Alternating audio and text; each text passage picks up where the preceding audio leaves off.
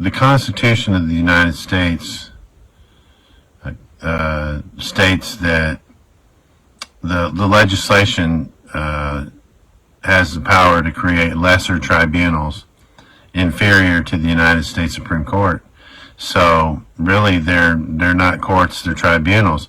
And if they're created by the legislative branch of the government, and they're ran by the executive branch of government, then they're not judicial. You've heard me say that in a previous video. The courts aren't judicial. If you go in there and start hollering, "I know my constitutional rights," I'm going to tell you, sit down, shut up.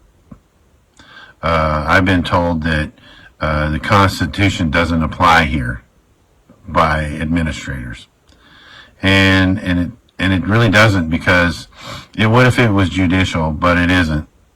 So you'll hear me use the word court when it's really administrative tribunal.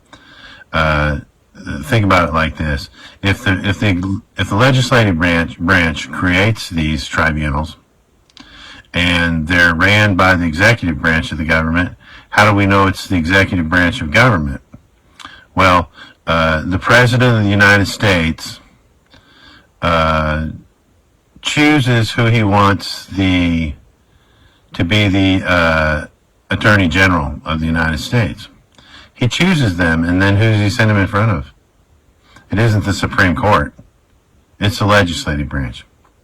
So they go in front of the legislative branch, and it's the legislative branch that decides whether or not to put them into that position. And it's the same thing with the state. The Attorney General of the state of whatever state that you're in is chosen by the governor, and he goes in front of the executive branch or the legislative branch of the government, and then they put him in. So in most judges, a lot of the so-called judges are put in there by the executive branch of government. Some of them are voted in, but most of them are installed. So there's nothing judicial about their courts. They're commercial, trust action, administrative courts.